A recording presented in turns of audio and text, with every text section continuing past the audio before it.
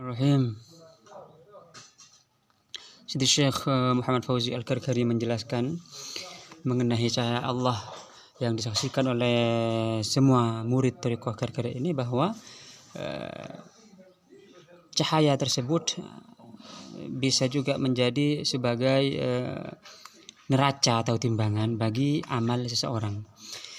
Jika seseorang beramal soleh lalu cahaya itu bertambah, misalnya dari setitik seperti bintang lalu menjadi sebuah besar bulan lalu seperti matahari, maka seseorang itu yang melihat cahaya yang kecil itu lalu semakin besar, itu berarti mendekat.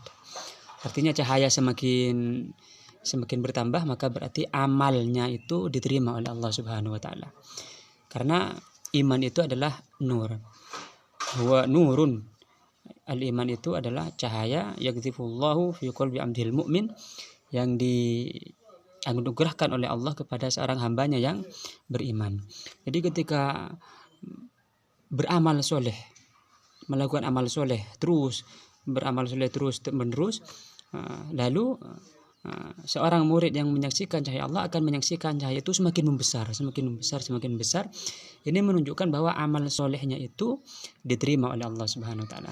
Ketika amal soleh diterima, maka orang yang melakukan amal itu, karena amal ini diterima oleh Allah, maka amal ini diangkat oleh Allah.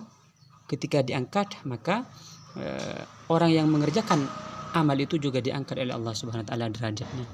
Jadi dengan cahaya ini menjadi tanda yang akurat bahwa amal seorang itu diterima, dan amal ini diterima bukan untuk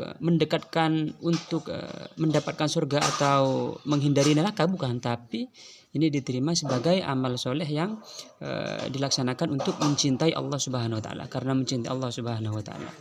Jadi ini salah satu dari sisi menyaksikan cahaya Allah ini.